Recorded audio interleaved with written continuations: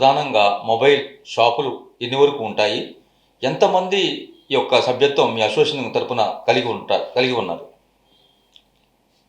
ఇప్పుడు మన గుంటూరులో కానివ్వండి, మన అనుసంధానం అయ్యి గుంటూరు ఈ అసోసియేషన్లో గుంటూరు, పత్తిపాడు, తాడికొండ, కాకాని, చేబ్రోలు ఇవన్నీ మన అసోసియేషన్లో సభ్యత్వం ఉన్నాయండి.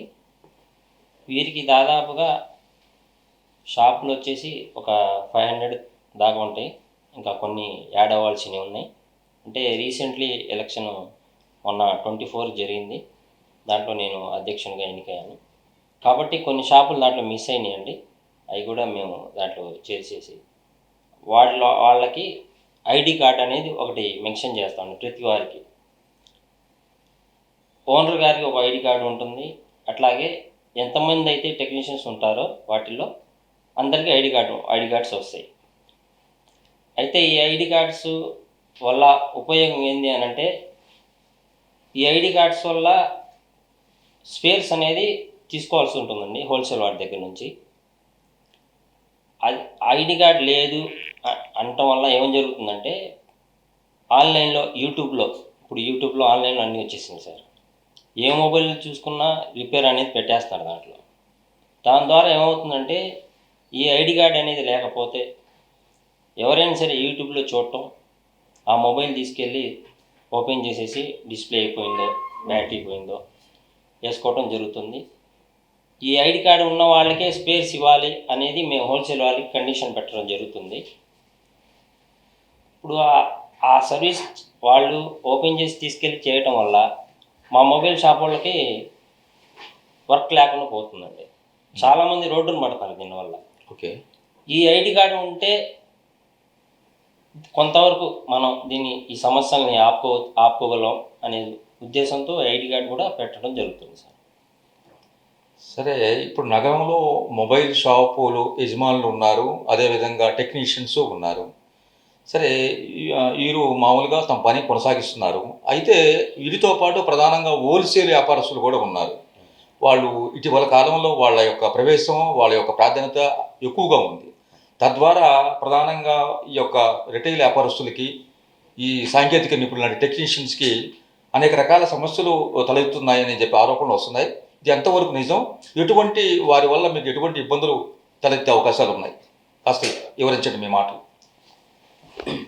ఇప్పుడు ఈ హోల్సేల్ చేసేవారు గతంలో ఎట్లా హోల్సేల్ చేసేవారంటే సార్, ఒక సైకిల్ వేసుకొని ఆ సైకిల్ మీద ఒక చిన్న సంచి వేసుకొని ప్రతి షాపుకి తిరిగి మేము ఈ హోల్సేల్గా ఇస్తాం అని చెప్పి వచ్చిన వాళ్ళండి. హోల్సేల్ ఎవరైతే ఇప్పుడు హోల్సేల్ చేస్తున్నారో మొబైల్ యాక్సెసరీస్లో కానివ్వండి, స్పేర్స్ కానివ్వండి, ఒక సైకిల్ మీద వచ్చి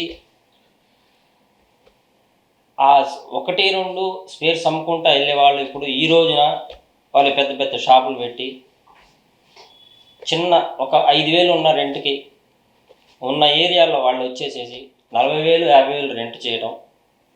వాళ్ళ వల్ల మాలాంటి వాళ్ళకి షాప్ పెట్టుకుందామంటే 40,000 కట్టలేక చాలా ఇబ్బంది పడుతున్నాం.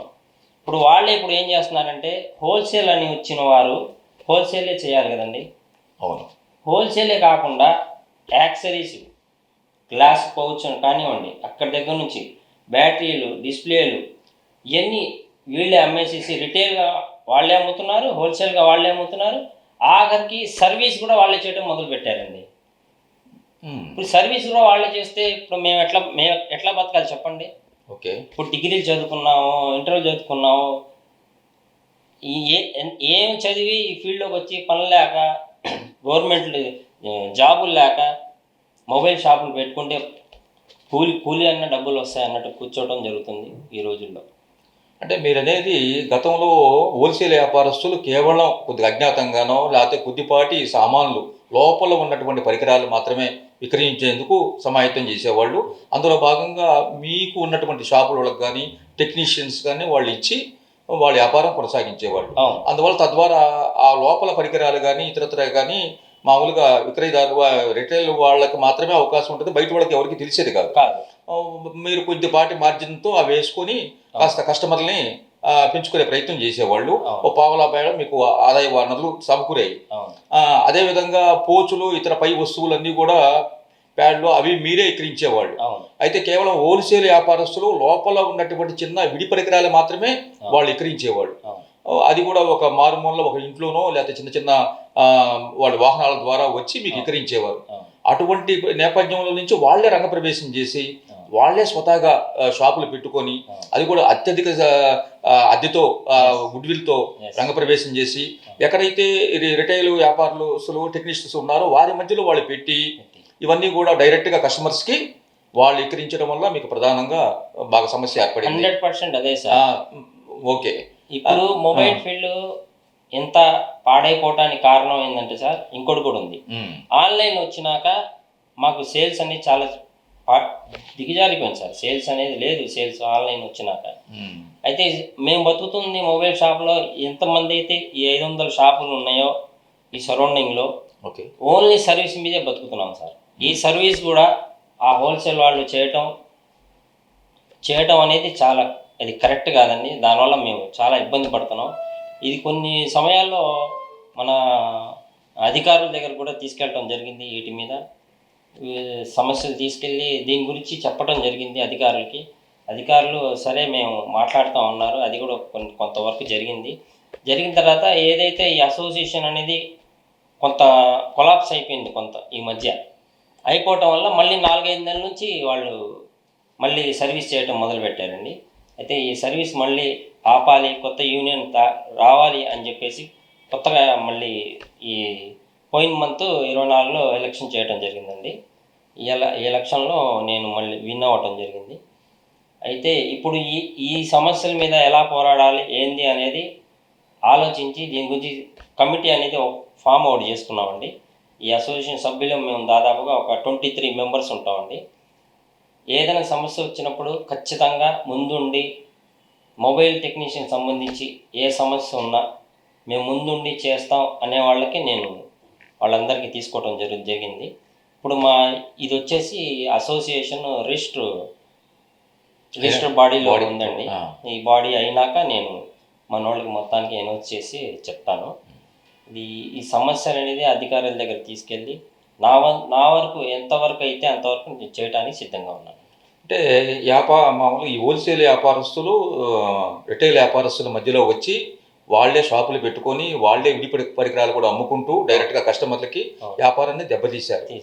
అలా కాకుండా మళ్ళీ టెక్నాలజిస్టులు కూడా టెక్నీషియన్స్ మీద కూడా దెబ్బ కొట్టారు.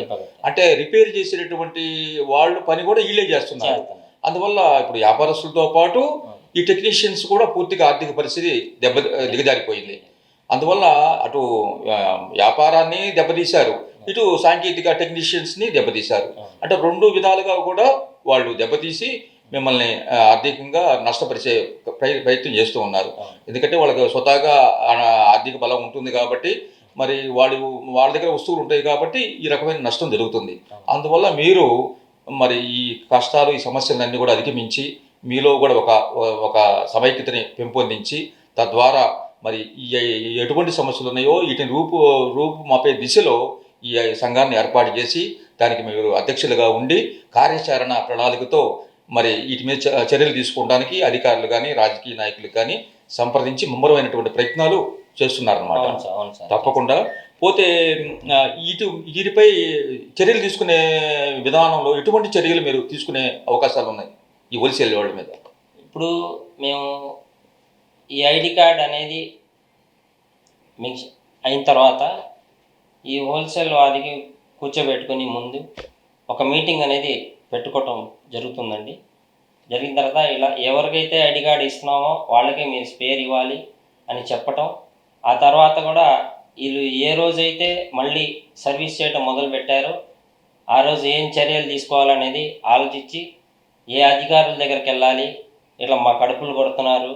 ఇప్పుడు 100 మంది బతికే షాపులకి ఒక్క షాపుల మీద సంపాదిస్తున్నారండి వాళ్ళు. మా 100 మంది కుటుంబాలు రోడ్డును పడుతున్నాయండి, వీధిని పడుతున్నాయి. అది చాలా అన్యాయం జరుగుతుంది. దీని గురించి ఎంతవరకు వెళ్ళటానికైనా సిద్ధంగా ఉన్నాం. ఈ గుంటూరు మొబైల్స్ ఓనర్సు ఈ యొక్క టెక్నీషియన్స్ అసోసియేషను మీకు 2021లోనే రిజిస్ట్రేషన్ అయింది.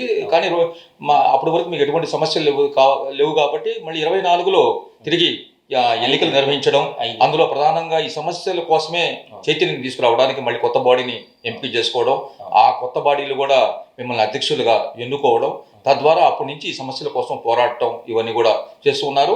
మరి వీళ్ళందరికీ మీకున్న అసోసియేషన్లో ఉన్నటువంటి వాళ్ళందరికీ అంటే రిటైల్ వ్యాపారస్తులకి ఈ టెక్నీషియన్స్కి అందరికీ సభ్యత్వం కలిగి ఉన్నారా? ఇంకేమైనా చేర్చుకోవాల్సిన అవసరం ఎంతైనా ఉందా? ఉన్నారు, దాదాపుగా అందరూ ఉన్నారని. అక్కడక్కడ కొంతమంది మిస్ అయ్యారు, వాళ్ళని కూడా ఒక 1 వీక్లో జాయిన్ చేయించడం జరుగుతుంది.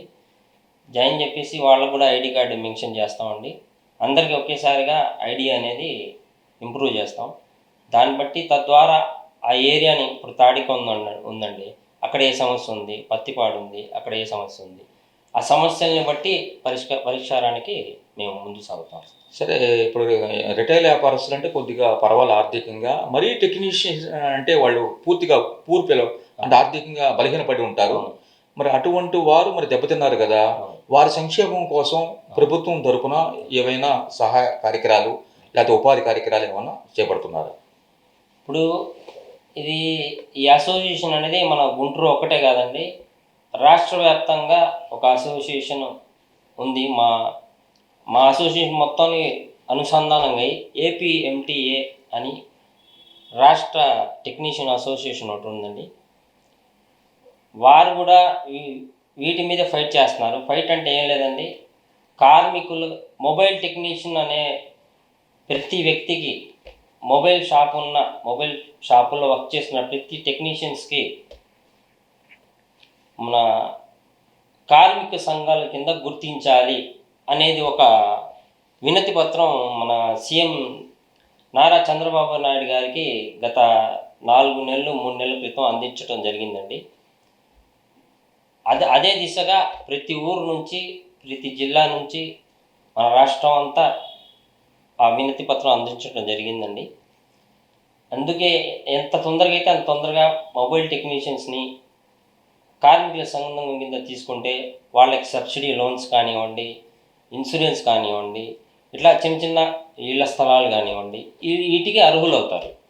అర్హులైనప్పుడు ఏమవుతుందంటే, ఏమైనా సమస్య వచ్చినప్పుడు లేకపోతే చిన్న ఇన్సూరెన్స్ పెట్టుకోను, ఆర్థికంగా బాగా దిగజారిపోయి ఉన్నాం కాబట్టి, ఆర్థికంగా వీక్గా ఉన్నాం కాబట్టి, ఏదన్నా గవర్నమెంట్ నుంచి సబ్సిడీ లోన్స్ కానివ్వండి, ఇళ్ల స్థలాలు కానివ్వండి, అట్లాంటి ఏమైనా కార్మికుల సంఘం కింద వస్తే కానీ మనకు అవన్నీ అవైలబుల్గా ఉండవు. కాబట్టి అది మన సీఎం గారిని అడగటం జరిగిందండి, మన రాష్ట్ర అధ్యక్షులు వేణుగోపాల్ గారు.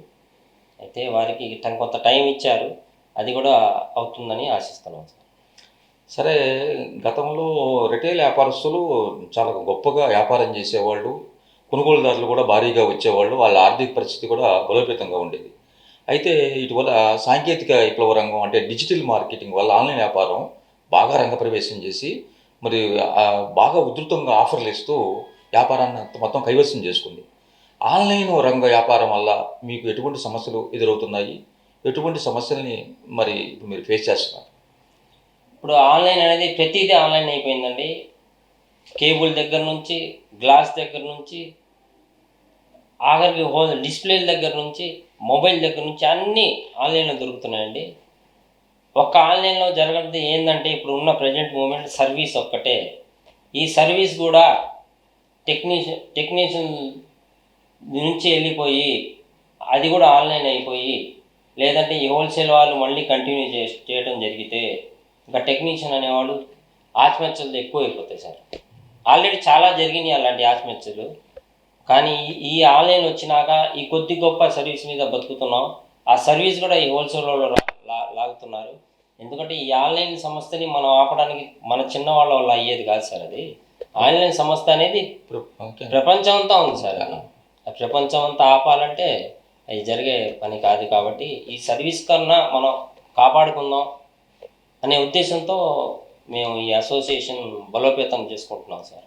అంటే ప్రధానంగా పాపం ఆర్థికంగా బలహీనంగా ఉన్నటువంటి టెక్నీషియన్స్, వారు హోల్సేల్ రంగం వాళ్ళే ఈ యొక్క టెక్నీషియన్స్ పని కూడా వాళ్ళు చేయడం వల్ల కొంచెం దెబ్బతిని ఉన్నారు. మరోపక్క ఆన్లైన్ వ్యాపారంలో కూడా సెల్ ఫోన్ రిపేర్ కూడా చూపించడం వల్ల అది కొంత బాగా దెబ్బతీసింది. ఏది ఏమైనప్పటికీ ఈ రిటైల్ వ్యాపారస్తులతో పాటు టెక్నీషియన్స్ జీవన భృతి బాగా వీధి పాలైంది. వాళ్ళ పరిస్థితి చాలా దారుణంగా ఉంది. వారి భవిష్యత్తులో కూడా ఆత్మహత్యలు చేసుకునే అవకాశాలు కూడా ఎక్కువగా కలుగుతున్నాయి. కాబట్టి వాటి కోసం మీరు ప్రత్యేకమైనటువంటి చర్యలు ప్రభుత్వ అధికారులకు కానీ, ఇటు రాజకీయ నాయకులకు కానీ విన్నవించి ఒక సముచితమైనటువంటి నిర్ణయం తీసుకునే ఆలోచనలో ఉన్నారు.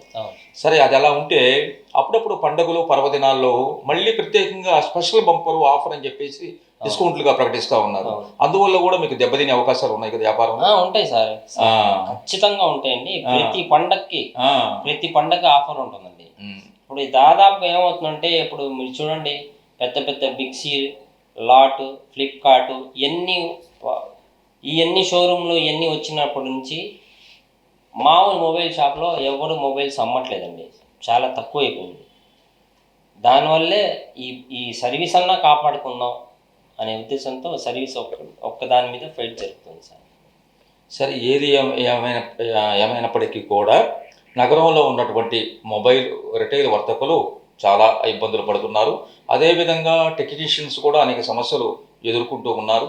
ఈ సమస్యల కోసం కనీసం వాళ్ళకి అంటే వారికి ఉపాధి కల్పన కానీ, లేదా ఏదైనా సహాయంగా నివసించడానికి ప్రభుత్వ పరంగా ఇల్లు కానీ, లేదా వాళ్ళ కాస్త పెన్షన్ పథకం కానీ, లేదా మరితర ఇన్సూరెన్సు ఉచితమైనటువంటి ప్రభుత్వం ఇన్సూరెన్స్ కల్పిస్తే కాస్త ఈ సమస్యలు నిలబడటానికి అవకాశం ఉంటుంది. కాబట్టి ఇటువంటి ఏదైనా ప్రభుత్వం రాయితీలు కల్పించాలి, ప్రజా నాయకులు కూడా స్పందించాలి, మీ విషయం పట్ల తగిన ప్రణాళికలు రూపొందించి తగిన న్యాయం చేయాలని చెప్పేసి సుదీర్ఘమైనటువంటి పోరాటం మీరు చేస్తున్నారు బాబు గారు.